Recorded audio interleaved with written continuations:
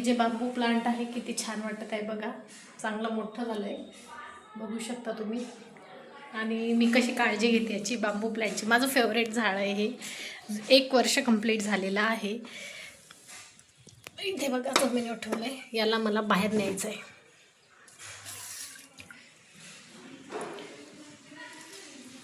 तर हे जे आपलं बांबू प्लांट आहे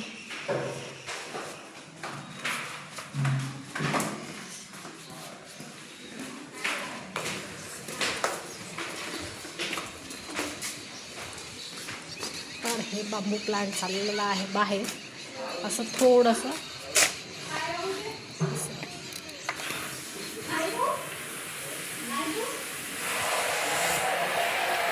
तर हाय हॅलो नमस्कार, बिंदास ममता या आपल्या चॅनलवर मी ममता आपल्या सर्वांचे हार्दिक स्वागत करते. तर आज मी असा लुक केलेला आहे, जीन्स आणि टॉप वेअर केलेला आहे आणि हे आहे इयरिंग्स. तर हे इयरिंग्स मी कुठून आणले ते बघा कालच्या व्हिडिओमध्ये. आणि आज हे बघा बांबू प्लांट. तर बांबू प्लांटची काळजी आपण कशी घ्यायची, केअर, हे बघा. तर त्याविषयी मी आज व्हिडिओ बनवणार आहे.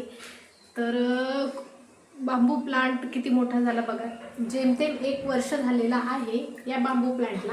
आणि याची काळजी कशी घ्यायची ते मी तुम्हाला सांगते आहे. तर चॅनलवर जर नवीन असाल तर चॅनल सबस्क्राईब करा आणि व्हिडिओ जर आवडला तर लाईक करा. तर हे आहे आपलं बांबू प्लांट. तर बांबू प्लांटला पहिल्यांदा मी नळाखाली स्वच्छ धुवून घेते.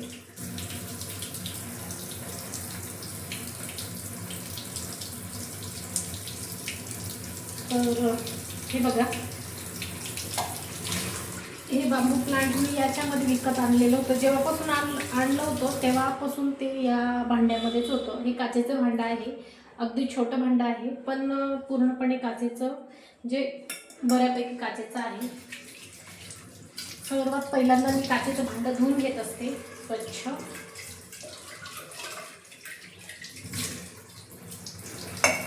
आणि हे आहे बांबूचं झाड.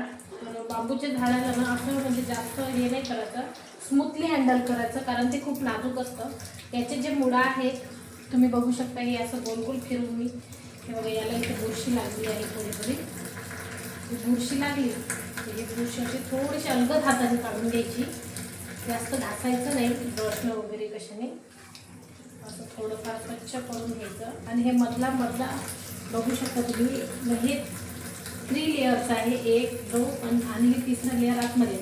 तर मी काय करते, हे तिन्ही लेअर म्हणजे पहिल्या लेअरला असं पाणी नळाखाली फिरवून घेते, मग इथे सेकंड लेअरला असं नळाखाली गोल फिरून घेते, आणि हे 3rd लेअर असं करून मी. आणि पाण्याची जी अशी फोर्सवाली धार मी याच्या खाली सोडत नाही, याला बारीक असं थोडं पाण्याने स्वच्छ करते.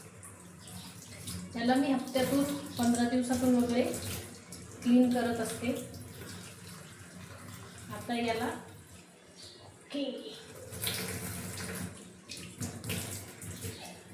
असं स्वच्छ धुवायचं याला छान.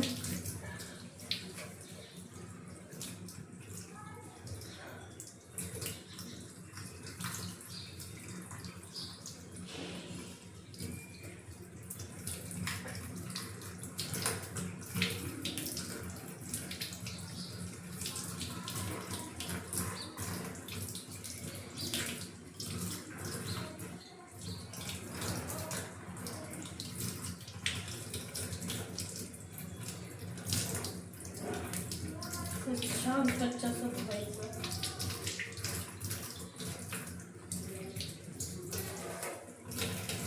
तर बघू शकता आपलं बांबू प्लांट किती सुंदर दिसत आहे.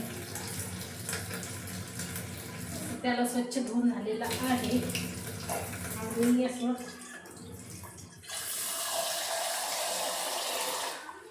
एवढं पाणी टाकलंय, जास्त पाणी नाही. यस, याला पाण्यात ठेवलेलं आहे. ओके.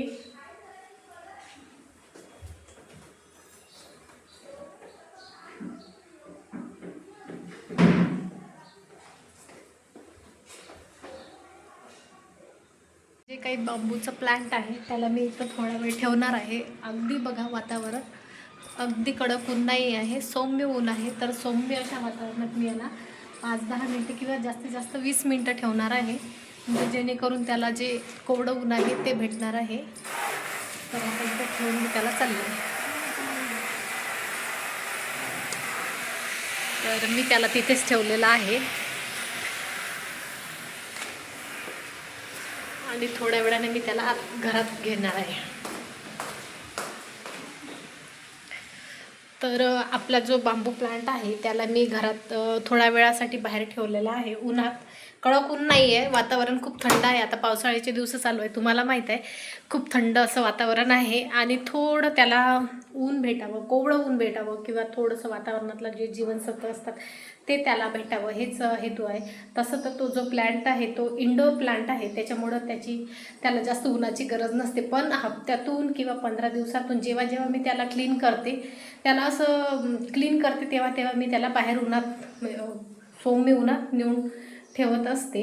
तर जेव्हा मी त्याला आतमध्ये आणीन तेव्हा एका विशिष्ट जागेवर त्याला ठेवीन आणि त्याच्यासोबत जास्त छेडखानी करायची नसते. कारण तर जे आपलं बांबूचं झाड आहे, इंडोर प्लांट आहे, त्याची काळजी आपण कशा प्रकारे घ्यायची तर ते मी तुम्हाला आधीच्या व्हिडिओमध्ये दाखवलंच, की त्या प्लांटला कसं क्लीन करायचं आणि त्याची म्हणजे छोट्या छोट्या ज्या गोष्टी आहेत त्या क्लीन करण्याची जी प्रोसेस आहे ते मी तुम्हाला दाखवली. पण त्याच्यामध्ये आणखी काही गोष्टी इन्क्लूड करायच्या आहे. तर त्या गोष्टी म्हणजे अशा, की जेव्हा आपण ते प्लांट विकत आणतो तेव्हा ना आणल्यानंतर एका विशिष्ट ठिकाणी त्याची जागा असली पाहिजे. त्याच्या अवतीभोवती 1 किंवा 1-2 आणखी झाडं असायला पाहिजे. मी जेव्हा ते झाड आणलं होतं ते एकदम असं छोटंसं होतं आणि आता जवळपास पूर्ण 1 वर्षाचं झालेलं आहे. पण मधल्या काळात मी गावाला गेले होते, तर उन्हाळ्यात ते झाड ना पूर्ण खराब झालेलं होतं. तर काय करायचं, ते झाड जेव्हा आपण काढतो ते ज्या कुंडीमध्ये किंवा ज्या मी जसं काचेच्या भरणीमध्ये ठेवलेलं आहे तर काढल्यानंतर पहिले जसं जी प्रोसेस सांगितली आहे ती क्लीन करायची आणि त्याची जी बुड आहे ना त्याला बुडाला असं थोडंसं रॅप करायचं, जास्त हातानं नाही, थोडंसं अलगद हाताने. म्हणजे त्याचे जे एका जागी आपण ठेवून ठेवून जे मुळं आहेत ते थोडेसे हे झालेले असतात, डॅमेज झालेले असतात. आणि ते मुळं डॅमेज झाल्यामुळे नाही का ते जे झाड आहे ना जास्तीत जास्त सुकत जाते. मी गावाला जवळपास 2 महिन्यापर्यंत मी गावाला गेली होती. तर ते झाड म्हणजे आल्यानंतर मी जेव्हा पाहिलं ते थोडं कोमेजलं होतं. त्याच्यात पाणी नव्हतं असा हा प्रकार नव्हता, त्याच्यात पाणी वगैरे होतं. पण ते कोमेजलं याच्यासाठी होतं कारण ते एका जागी स्थिर होतं आणि त्याचं जे प्रेशर आहे ते सगळं बुडावर म्हणजे मुळावर पडलेलं होतं. आता जे आपण आउटडोअर प्लांट असतात त्याच्यात जे मुळा असतात खूप पसरलेल्या असतात, म्हणजे अशा जमिनीत सर्वत्र पसरतात आणि मातीशी त्यांचा संपर्क येतो, त्याच्यामुळे ते जे झाड आहे ते व्यवस्थित सर्वाईव्ह करू शकतं.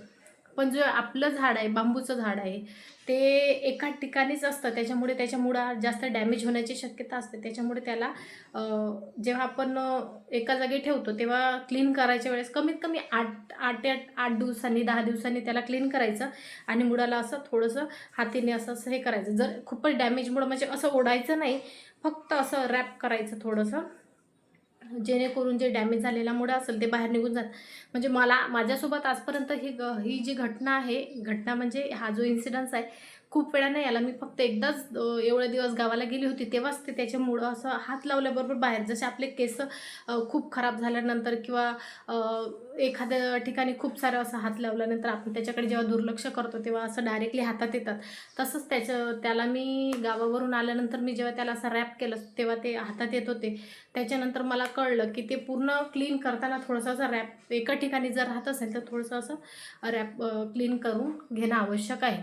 आणि खूप इम्पॉर्टंट गोष्टी आहे की जेव्हा आपण ते झाड असते बांबूचं, तर त्या बांबूच्या झाडाला म्हणजे आपले जे खूप वेळा काय होतं आपण स्वयंपाक करताना त्या झाडाला हात वगैरे लावतो, तर ना त्या झाडाला म्हणजे स्वयंपाकाचे किंवा तिखटाचे, मिठाचे, लोणच्याचे असे कोणतेही प्रकारे हात नाही लावायचा. जेव्हा केव्हा आपण त्या झाडाला क्लीन करायला घेतो तेव्हा ते हात आपले स्वच्छ असले पाहिजे आणि आपल्या हाताला जसं की कशाचे हां, जे हँडवॉश वगैरे असतात, हँडवॉशचा जो स्मेल असतो त्याने पण झाड मरण्याचं जास्त शक्यता असते. तर हँडवॉश झाल्यानंतर स्वच्छ ड्राय करून घ्यायचं आणि मगच ते धुवायला घ्यायचं, म्हणजे त्याने आपलं झाड खूप म्हणजे जास्तीत जास्त टिकू शकते. हेच मला सांगायचं आहे.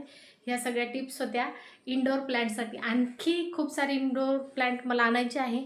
जसे जसे मी आणेन तसे तसे मी तुमच्याशी त्या गोष्टी शेअर करेन.